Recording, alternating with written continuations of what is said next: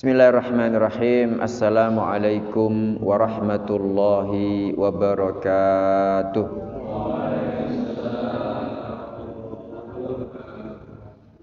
Alhamdulillahi rabbil alamin. Wassalatu wassalamu ala imamil mursalin Nabiyyina Muhammadin wa ala alihi wa sahbihi ajma'in, amma ba'd. Subhanaka la ilma lana illa ma 'allamtana innaka antal alimul hakim. Allahumma anfa'na bima 'allamtana wa 'allimna ma yanfa'una warzuqna ilman yanfa'una. Allahumma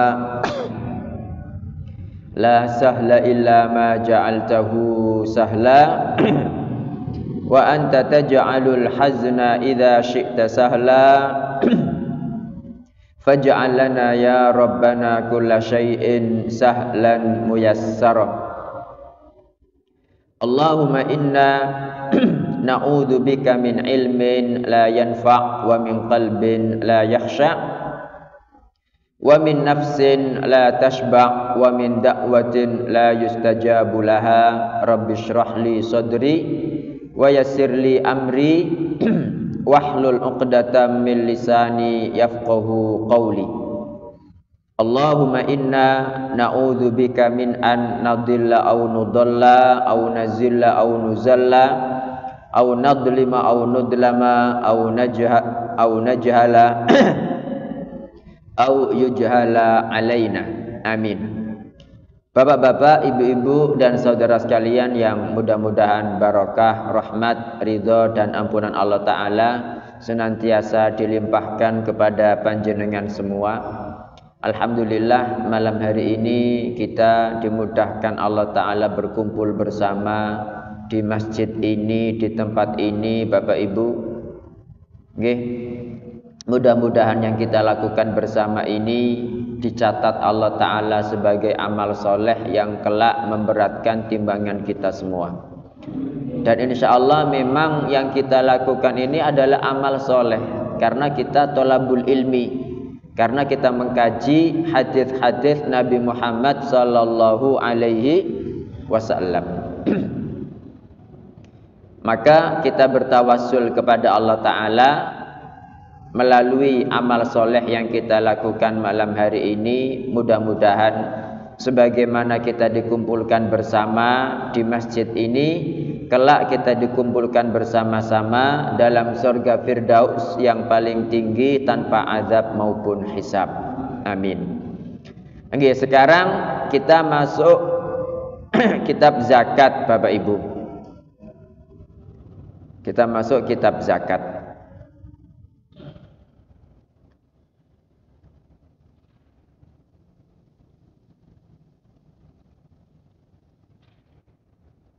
Hadis pertama berarti nggih dari Abdullah bin Abbas. Ibnu Hajar rahimahullah berkata, Ani bin Abbasin radhiyallahu anhuma, dari Ibnu Abbas radhiyallahu anhuma, anna nabiyya sallallahu alaihi wasallam ba'atha Mu'adzan, sesungguhnya Rasulullah sallallahu alaihi wasallam mengutus Mu'adz radhiyallahu an ilal Yaman, ke negeri Yaman.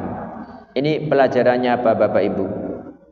Pelajarannya bahwa kita sebagai seorang muslim itu berkewajiban melakukan apa? Amar ma'ruf nahi mungkar. Kita sebagai seorang muslim itu berkewajiban untuk mencetak kader, mencetak orang-orang yang dikader, ya, melalui training, melalui kayak daurah, melalui sekolahan khusus setahun, 2 tahun, 3 tahun, 4 tahun, setelah itu dikirim. Nah, ini Nabi Muhammad sallallahu alaihi wasallam mengutus sahabat siapa namanya?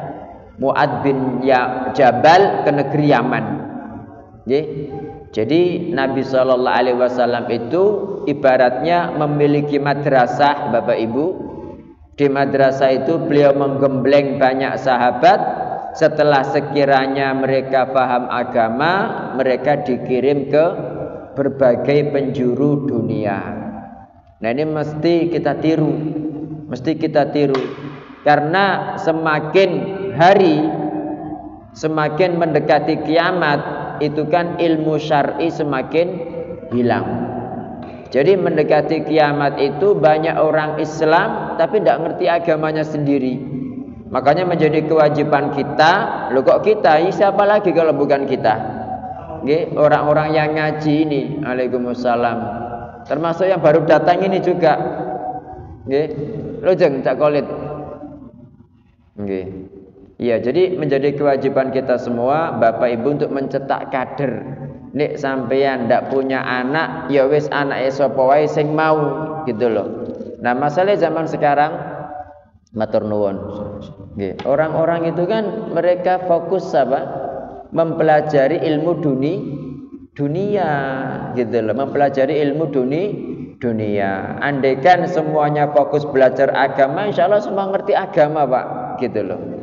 Jadi ini pelajaran pertama ketika Nabi Shallallahu Alaihi Wasallam mengutus Mu'ad ke negeri Yaman. Fadzakarul hadis. Kemudian Ibnu Abbas menyebutkan hadisnya, wafihi, dan dalam hadis itu annallaha, sesungguhnya Allah qad iftarada alaihim shadaqatan, mewajibkan atas mereka sedekah, zakat, fi amwalihim, pada harta mereka, tu'khadhu min aghniyaihim, diambil dari orang-orang kaya mereka, faturaddu fi fuqaraihim, kemudian dikembalikan kepada orang-orang fakir mereka. Jadi inilah yang menjadikan Ibnu Hajar memasukkan hadis ini dalam kitab zakat, menjelaskan bahwa zakat itu adalah kewajiban setiap muslim. Jadi siapapun muslim yang dia itu mempunyai harta sampai nisab.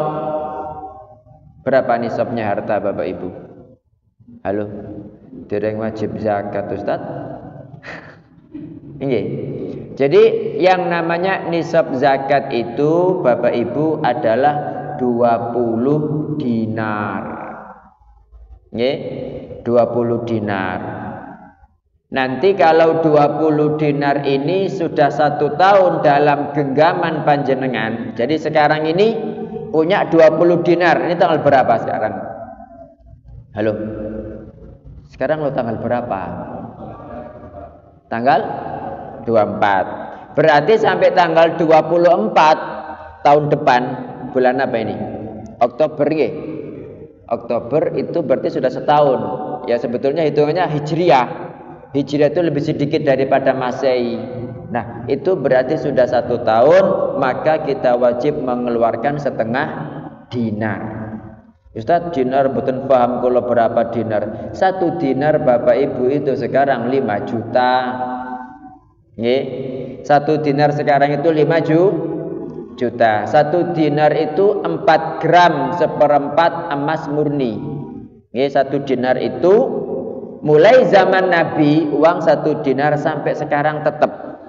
Zaman Nabi uang 1 dinar itu bisa buat beli 1 atau 2 ekor kambing. Zaman sekarang Pak bisa tetap saged kan? Jenengan punya uang 1 dinar 5 juta. 5 juta lah bisa dapat 1 ekor atau 2 ekor kambing kan? Sama. Nah makanya kalau panjenengan pengen nabung biar uangnya itu hartanya itu tidak terkena inflasi, ditabung emas 1 gram 1 gram 1 gram itu berapa? 1 juta nih. Halo? Ya.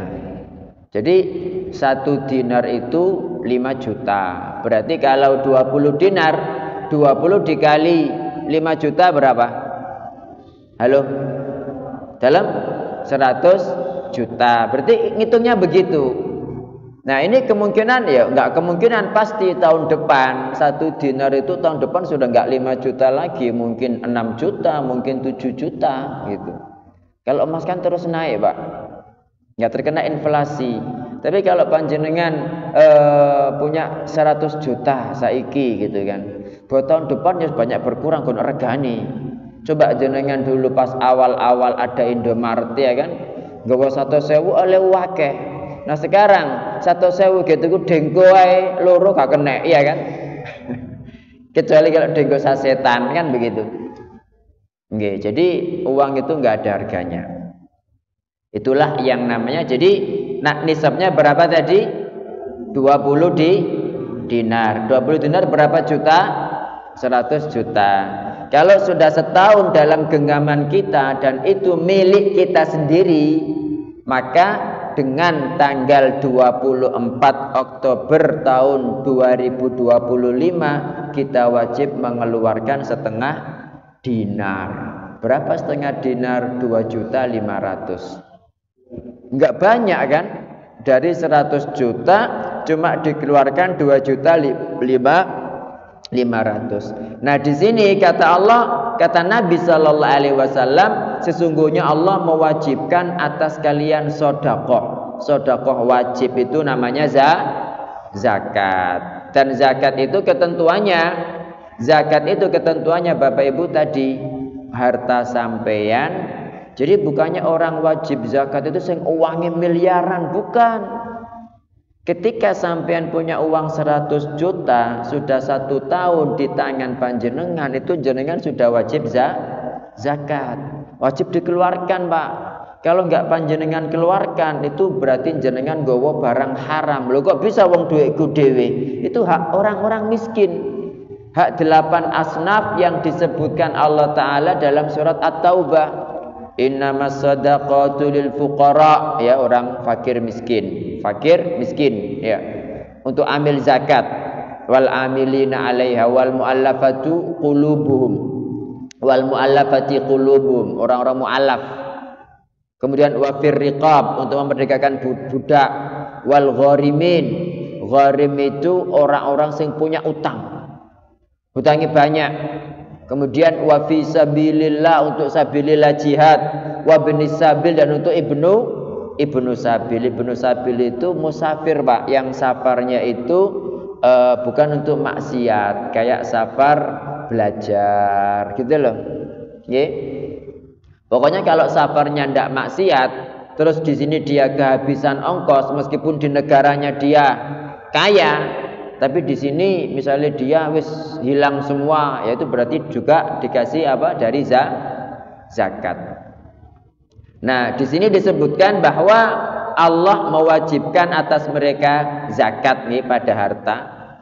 Nah, bagaimana cara pengambilannya? Diambil dari orang-orang kaya, dan kaya itu bukan yang memiliki uang miliaran, tetapi cukup hartanya sampai nisab. Dalam Islam itu sudah disebut kaya. Jadi diambil dari orang kaya, faturaddu fi fuqaraihim, kemudian dikembalikan kepada orang-orang fakir di antara mereka. Jadi misalkan ini daerah Medaeng, diambil dari orang-orang kaya Medaeng, maka dikeluarkan juga kepada orang-orang miskin daerah Medaeng. Tidak boleh kemudian dibagi-bagi ke daerah mana? Wonokoyo, daerah Amak, tidak boleh. Kecuali kalau semua fakir miskin di daerah ini sudah tercover kebutuhannya, baru dibawa pergi ke tempat lain, tidak menjadi masalah. Gitu Bapak Ibu. Oke, sebetulnya Nabi Shallallahu Alaihi Wasallam itu memberikan wasiat bukan hanya zakat. Jadi beliau itu mengirim Mu'adz bin Jabal ke negeri Yaman. Ketika dia naik kuda, Nabi itu berpesan, innaka sata'ti qauman ahla kitab. Kamu wahai Mu'adz akan mendatangi kaum ahlul kitab. Jadi negeri Yaman itu banyak orang Yahudi dan Nasrani, Pak, sampai sekarang. Banyak orang Yahudi dan Nasrani. Dan mereka itu orang-orang yang sudah mendapat kitab Taurat dan kitab Injil. Nabi SAW memberitahu itu tujuannya apa, Bapak Ibu? Tujuannya biar siap-siap. Ada beberapa pelajaran di sini. Satu, menunjukkan bahwa orang meskipun dia itu diberi Allah Ta'ala kitab, belum tentu kemudian dia itu pinter ngerti kitab, ya kan? Buktinya masih perlu didakwai. Wong kita dewe lo punya kitab suci Al-Quran, bendina maca. Ndak kan? Paling Ramadan tok, itu pun gak jangkep. Insyaallah ndak lah kalau sampean semua nggih. Itu kitab suci, Pak. Yang kemungkinan kedua, karena mereka itu adalah orang yang punya kitab, berarti kan punya ilmu. Biasanya orang sing duwe ilmu itu sok belagu gitu loh. Kadang ngetes, kadang ngasih pertanyaan-pertanyaan kan gitu kan. Wah, orang Yahudi begitu, Pak. Ya kayak Nabi Muhammad aja dites ya kan. Nabi Muhammad itu dites untuk membuktikan ini Nabi bener apa enggak kan begitu. Makanya turun surat Al-Kahfi sama surat Al-Isra ya kan. Karena Nabi SAW ditanya 3 perkara. Sing tahu itu cuma Nabi. Ditanya tentang siapa sing turu selama 309 tahun. Ditanya apa itu roh ya, dan siapa raja yang berkeliling dunia. Siapa raja yang berkeliling dunia? Halo. Nampak Sultan Khalid. Dzulqarnain itu loh, kan ada dalam Al-Kahfi. Wa yas'alunaka 'adzil qarnain. Qul sa'atlu 'alaikum minhu dzikra, ya kan? Mereka bertanya kepadamu tentang Dzulqarnain. Kemudian tentang roh. Wa yas'alunaka 'anir ruh. Qulir ruhu min amri rabbi. Wa ma utitum minal ilmi illa qalila. Mereka bertanya kepadamu Muhammad tentang roh. Katakan roh itu urusannya Allah, urusannya Tuhan. Kula pokon kok melu-melu.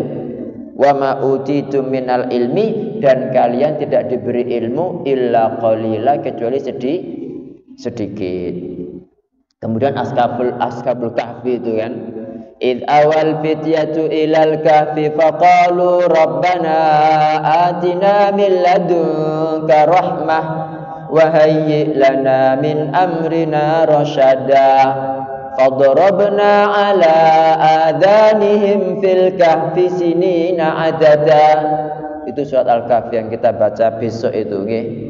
Itu Nabi SAW dites, Pak. Cuma Nabi itu tidak jawab insya Allah. Akhirnya ditagih, wahyu belum turun. Makanya kan ada wala taqulanna li syai'in inni fa'ilun dzalika ghadan illa an yasha Allah. Jadi sekali-kali jangan pernah ngomong piyaniku aku akan melakukan ini besok kecuali insya Allah gitu. Jadi kalau Nabi Muhammad yang Nabi saja dites, apalagi yang jauh di bawah beliau, sehingga Mu'adz bin Jabal itu siap-siap ya, kira-kira pertanyaan ngetes itu gimana gitu kan, gitu loh Bapak Ibu. Terus kemungkinan juga yang ketiga, orang itu kan pernah punya ilmu tapi mungkin lali atau apa, sehingga banyak pertanyaan, sehingga dia siap. Nah, innaka sata'ti qauman ahla kitab, kamu Mu'adz akan mendatangi kaum ahlul kitab. Nah, falyakun awwala ma tad'uuhum ilaihi syahadata alla ilaha illallah wa anna Muhammadan Rasulullah. Maka hendaknya perkara pertama kali yang kamu dakwahkan kepada mereka, hendaknya mereka mentauhidkan Allah ya, bersyahadat la ilaha illallah, bersyahadat aku adalah Rasulullah Nabi Muhammad sallallahu alaihi wasallam maksudnya. Jadi dakwah pertama kali itu tauhid, Pak. 2 kalimat syahadat la ilaha illallah, syahadat Muhammad Rasulullah. Syahadat la ilaha illallah berarti ibadah itu hanya untuk Allah. Gak njaluk kuburan, gak nang dukun, gak ndelek perewangan. Takut hanya kepada Allah, mencintai hanya karena Allah, bernadar berdoa hanya kepada Allah, kan begitu. Berharap bertawakal juga hanya kepada Allah. Tauhid. Sementara yang syahadat Muhammad Rasulullah itu berarti kita beribadah kepada Allah itu melalui apa yang diajarkan Nabi Muhammad sallallahu alaihi wasallam, sehingga kita tidak melakukan bid'ah. Jadi bid'ah itu lawan syahadat Muhammad Rasulullah. Karena man amila amalan, barang siapa melakukan amalan laisa alaihi amruna, tidak berdasarkan perintah kami, fahuwa raddun, maka itu ditolak. Dan syarat diterimanya amal itu tergantung 2 kalimat syahadat ini Bapak Ibu.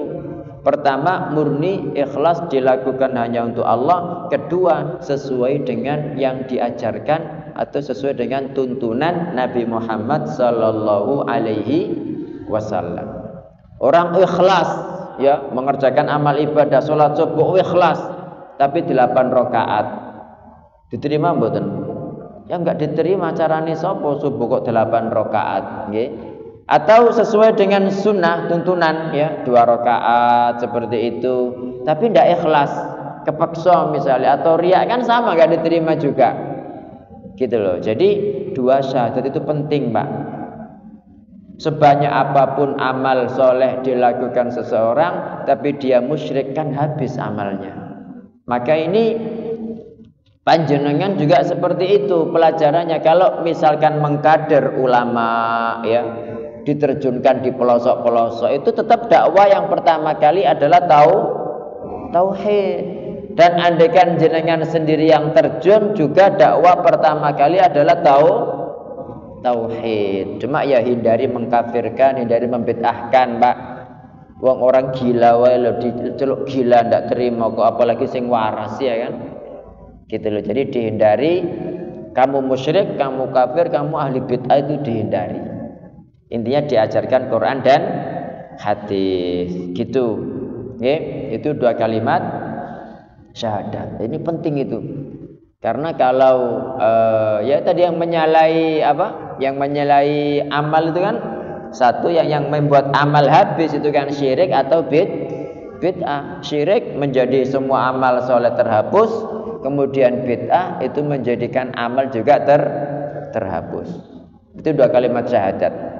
Baru kemudian fa inhum ata'uka bidzalik, jika mereka mentaatimu kepada 2 kalimat syahadat, fa akhbirhum, maka beritahu mereka, annallaha qad iftarada alaihim 5 sholawat. Allah mewajibkan kepada mereka 5 waktu salat. Fi kulli yaumin wa lailah, pada setiap sehari dan semalam. Berarti dalam berdakwah itu ketika banyak perkara penting bertumpuk-tumpuk, nah tetap pentingkan yang paling penting, bertahap Pak. Makanya kan kalau kita dalam kehidupan ini kan kadang-kadang kan banyak perkara penting. Ada penting tapi masih bisa engkau dhisik, ada penting tapi mendadak sekarang misalnya. Nah itu kan harus kita pintar-pintar untuk mengatur gitu. Hadis ini yang mengajarkan Pak. Jadi ada semua perkara penting, sholat juga penting, tetapi yang paling penting daripada sholat adalah 2 kalimat syahadat gitu.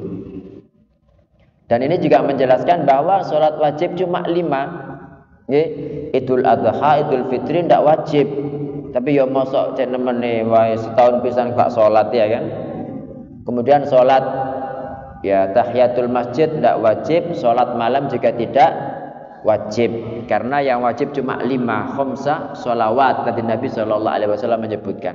Kemudian fa inhum ata'u laka bidzalik, jika mereka mentaatimu untuk itu, baru ini fa akhbirhum, beritahu mereka, annallaha qad iftarada alaihim, Allah mewajibkan atas mereka shadaqatan, sedekah, tu'khadhu min aghniyaihim, diambil dari orang-orang kaya mereka, faturaddu fi fuqaraihim, kemudian dikembalikan kepada orang-orang miskin mereka. Tadi sudah kita bahas tentang zakat nggih. Fa inhum, nah tadi zakat harta Pak. Saya tidak punya harta tapi saya punya toko misalkan, baik toko online atau toko offline, pokoknya toko lah, dan barang itu milik sampean, bukan milik sales ya. Kalau milik sales kan bukan milik sampean. Nah, nggak punya harta dalam bentuk dinar, dalam bentuk tabungan, tetapi punya harta Pak. Punya apa tuh? Toko. Itu barang-barang yang jenengan jual itu jenengan hitung semua. Kalau sampai nisab, berapa tadi nisabnya? Ya sama 100 juta. Berarti mulai hari ini sampai tahun depan, kalau nggak berkurang, berarti wajib dikeluarkan zakatnya berupa apa tadi? Uang 2.500.000 kan begitu. Tapi kalau misalkan jenengan punya harta, Pak, jenengan punya harta misalnya 100 juta sekarang. Tapi belum sampai 24 Oktober, misalnya kok Juni gitu kan. Naudzubillah ada kebutuhan misalnya. Iki ono orang kok ngajak umroh misalnya kan. Akhirnya berkurang, dari 100 itu berkurang. Sampai Oktober 24 itu enggak jangkep 100, misalnya tinggal 70 misalkan, atau tinggal 50, berarti enggak wajib zakat gitu loh, karena berkurang. Dan berkurangnya ini ya memang berkurang standar lah, maksudnya berkurang apa adanya, bukan dibuat-buat gitu loh. Karena kadang orang itu ada yang dibuat-buat, wis tak kurangannya juga wajib zakat kan ada juga, tapi itu kan ya ibaratnya ya bujui Gusti Allah Subhanahu wa ta'ala. Iya, jadi ada zakat tanaman Bapak Ibu, cuma tanaman itu kan nanti khusus pada kurma, anggur kering itu loh, kismis ya, zabib ya, dan biji-bijian. Adapun yang kayak sayur, semongko, tomat ya, ikan itu juga enggak wajib zakat kecuali kalau sebagai barang dagangan. Kayak suli ini kan enggak wajib zakat kan, tapi kalau dia sebagai barang dagangan maka kalau misalkan saya ini agen air suli gitu kan, agen macam-macam air, ada suli, ada kimas, ada santri, ada apa lagi, ada Cleo, ada macam-macam. Nah itu tetap dihitung semua. Kalau sampai 100 juta mulai hari ini sampai tanggal yang sama tahun depan tidak berkurang, malah lebih, maka wajib zakat dengan dikeluarkan 2,5% atau 2.500.000. Itu zakat, Pak. Kemudian Nabi SAW terakhir berpesan, fa inhum ata'u laka bidzalik, jika mereka mentaatimu untuk zakat, fa iyyaka wa qaraima amwalihim, maka hindarilah harta mereka yang paling mahal. Jadi Mu'adz bin Jabal ini statusnya juga sebagai pejabat Nabi, pejabat bagian ngambil zakat. Jadi di negara Islam zakat itu diambil, Pak, bukan dibawa pemiliknya dikek nondak. Tapi ada petugas pemerintah yang ngambil zakat, itulah yang namanya amil zakat. Gitu. Itu yang namanya amil zakat, boleh ngambil zakat dia gitu. Nah, ketika dia ngambil, Nabi berpesan hindari harta mereka yang paling mahal.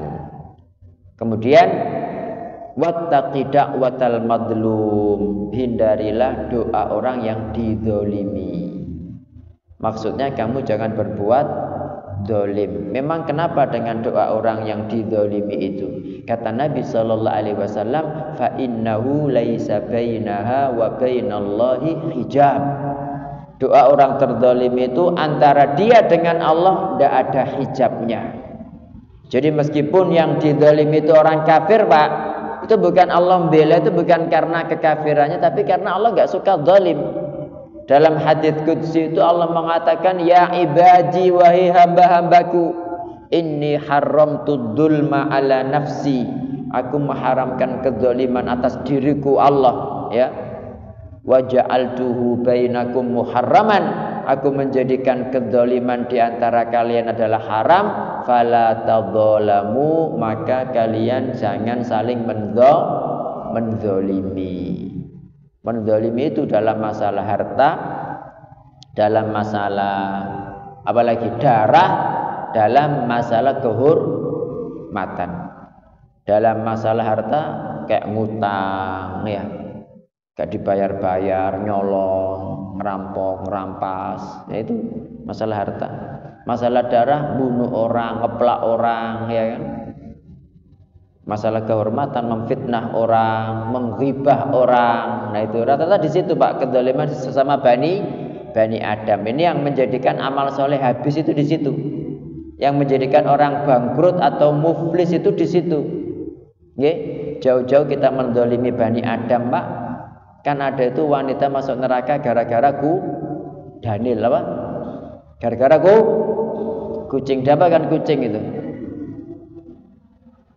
Enggak dikasih makan. Jadi Nabi itu mbok nek gak gelem ngekeki mangan ya culno, cek golek mangan dhewe gitu loh. Akhirnya masuk neraka gara-gara kucing. Nah ini kok disebutkan oleh Nabi wanita. Jangan-jangan ibu-ibu suka menyiksa kucing ya? Tuh menang kabeh berarti iya. Nggih, ini tentang hadis pertama Bapak Ibu.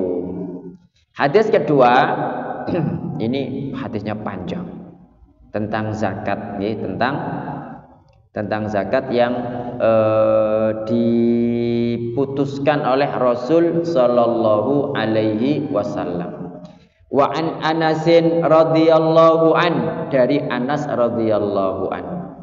Anna Abu Bakrin As-Siddiq radhiyallahu anhu, bahwa Abu Bakar As-Siddiq radhiyallahu an katabalahu, menulis kepada Anas. Jadi Abu Bakar itu kan penggantinya Rasulullah sallallahu alaihi wasallam, Bapak Ibu. Nah, dia sebagai khalifah menugasi Anas sebagai pegawainya. Nah, Abu Bakar nulis, hadhihi faridatus shadaqatul lati faradaha Rasulullah sallallahu alaihi wasallam. Ini adalah kewajiban sedekah yang diwajibkan Rasulullah sallallahu alaihi wasallam alal muslimin, atas kaum muslimin. Jadi sampai zakat itu ditentukan sama Nabi sallallahu alaihi wasallam. Dan Nabi itu Bapak Ibu ketika berbicara bukan dari ijtihad beliau sendiri, tetapi wahyu dari Allah. Makanya para ulama mengatakan wahyu itu ada dua. Wahyu yang dibaca yaitu Al-Quran, dan wahyu yang tidak dibaca yaitu hadis. Dalam surat An-Najm Allah Ta'ala mengatakan wa ma yantiqu anil hawa. Muhammad sallallahu alaihi wasallam itu tidak berbicara atas dasar hawa nafsu. In huwa illa wahyun yuha, yang dia katakan itu baik Quran baik hadis tidak lain kecuali wahyu yang disampaikan kepadanya. Makanya para ulama berdasarkan surat An-Najm ini mengatakan Quran dan hadis itu sejajar Bapak Ibu. Sejajar kedudukannya jika dilihat dari dua sisi. Sisi pertama, dua-duanya adalah wahyu. Sisi kedua, dua-duanya adalah sumber hukum dalam Islam. Kalau dilihat dari dua sisi ini, Quran dan hadis itu sejajar. Justru Quran lebih butuh kepada hadis daripada hadis kepada Al-Quran. Apa dalilnya Bapak Ibu? Apa buktinya? Kalau Quran lebih butuh kepada hadis, ada yang tahu? Halo? Apa Cak? Bismillah.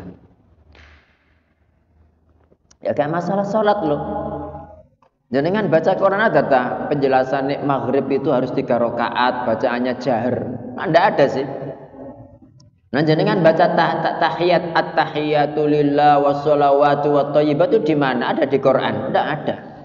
Haji misalnya, ada tak penjelasan nek tawaf itu dimulai dari Hajar Aswad ping 7 gitu? Nggak ada, Pak.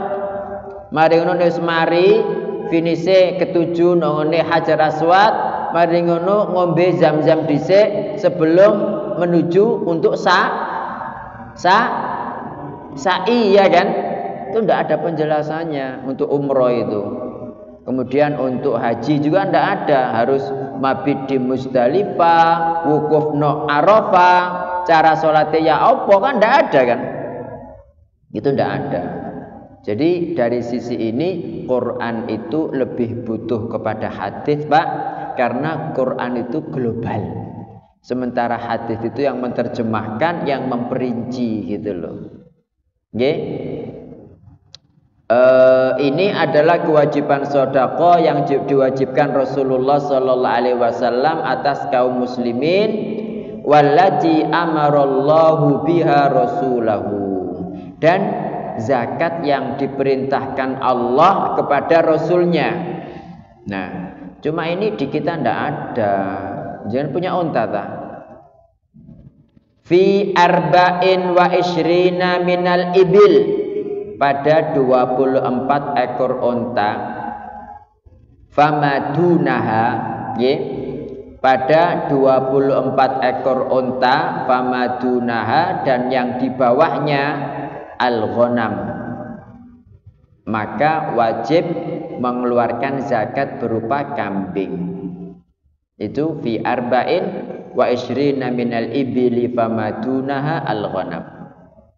Fi kulli khamsin syatan, sementara pada setiap 5 ekor unta, panjenengan punya 5 ekor unta, Pak. Dengan mempunyai 5 ekor unta, itu wajib mengeluarkan 1 ekor kambing. Fa idza balagat khamsan wa ishrin, kalau untanya itu mencapai 25 ekor, ila khamsin wa thalathin, hingga 35 ekor, fafiha bintu makhadin unsa. Fafiha, maka zakatnya itu bintu makhadin unsa, unta betina sing mboke meteng. Unta betina sing mboke meteng itu namanya bintu makhad unsa, gitu Pak. Nah, itu sudah masuk tahun keempat, sudah masuk tahun keempat. Kemudian sampai mana tadi? Fa illam takun, kalau ndak ada unta betina sing mboke meteng fabnu labunin zakar, maka unta laki-laki yang induknya itu labun. Labun itu banyak susunya. Labun itu banyak susunya. Fa idza balagat sittan wa talatin, kalau untanya itu mencapai 36, ila khamsin wa arba'in, hingga 45, fafiha bintu labunin unsa, maka yang wajib dikeluarkan zakatnya itu adalah bintu labun unsa, unta betina yang induknya itu susunya bancar, banyak, karena kan barusan beranak kan. Fa idza balagat sittan wa arba'in, kalau mencapai 46, ila sittin, sampai 60 ekor, fafiha hiqqatun, maka yang dikeluarkan adalah unta hiqqah. Taruqatul jamal, unta hiqqah itu unta betina sing siap kawin. Taruqatul jamal, siap kawin. Fa idza balagat wahidatan wa sittin, kalau untanya mencapai 61, ila khamsin wa sab'in, hingga 75, fafiha jada'atun, maka yang dikeluarkan adalah unta jada'ah. Apa unta jada'ah Bapak Ibu? Halo, ada yang tahu? Unta jada'ah itu yang ketika dikorban itu, yang umur 5 tahun masuk ke tahun ke-6 gitu. Fa idza balagat sittan wa sab'in, kalau untanya itu mencapai 76, ila tis'in, sampai 90, fa fiha binta labunin, maka yang dikeluarkan itu 2 unta betina, induknya susunya banyak. Fa idza balagat ihda wa tis'ina, kalau mencapai 91, ila ishrina wa mi'ah, sampai 100 ekor unta, fa fiha hiqqatani, maka yang wajib dikeluarkan zakatnya itu berupa apa? Berupa 2 unta betina hiqqah yang siap kawin. Fa idza zadat ala ishrin, kemudian kalau lebih dari 20 ekor, wa mi'ah, lebih dari 120 ekor, fa fi kulli arba'in, maka pada masing-masing 40 ekornya itu yang dikeluarkan zakatnya berupa apa? Berupa bintu labun, unta betina yang induknya penuh dengan susu. Wa fi kulli khamsina hiqqah, pada masing-masing 50 ekor itu unta hiqqah. Hiqqah itu yang tadi apa? Siap dikawin. Jenengan paham tak Pak? Mboten nggih. Nah, unta soalé sing wedhus lho, kono sing angon wedhus nang kene. Omane unta. Makanya di masjid lain tuh Ustaz terus pun mboten niki Ustaz. Wong niki lho unta, nah kita mboten ada unta, ya mboten ayam.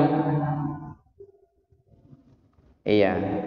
Jadi ini tentang unta sama kambing Bapak Ibu, tentang unta sama kambing. Jadi intinya kalau panjenengan punya unta, punya kambing ya, kemudian wajib sudah sampai nisab ya, maka wajib dizakati dan tidak boleh dipisah. Kan kadang-kadang kan petugas pemerintah kan ngambil ya. Ngambil, ketika ngambil itu dia dipisah, kandang sini mbek kandang situ. Akhirnya sini loh gak sampai wajib zakat ketika dihitung karena digawa ke sini. Padahal itu milik punya satu orang. Itu kan nakalan kan. Itu ada seperti itu ada. Ya, mungkin ada pertanyaan Bapak Ibu, monggo silakan. Gantian saya ngomong. Nggih. Monggo Pak.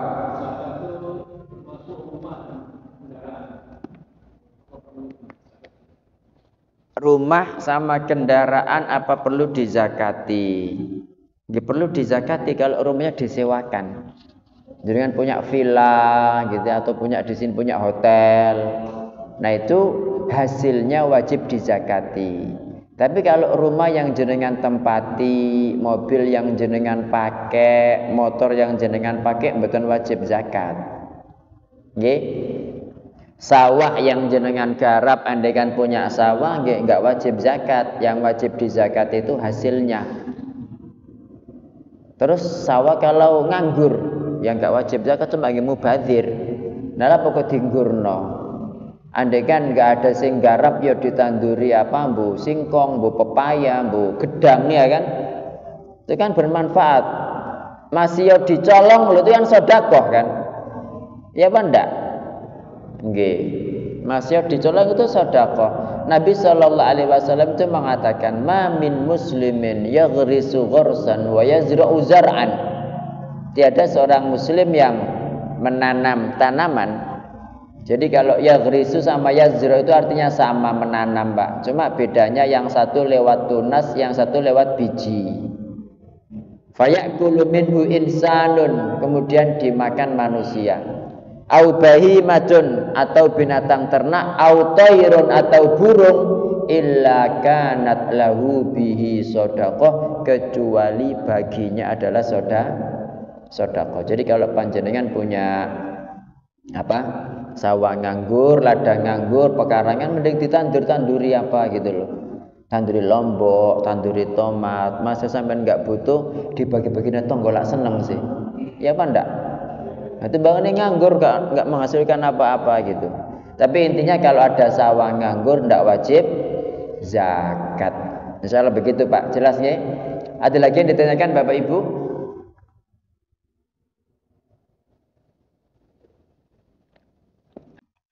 Iya, insyaallah seperti itu nggih. Sampun gak dalu-dalu.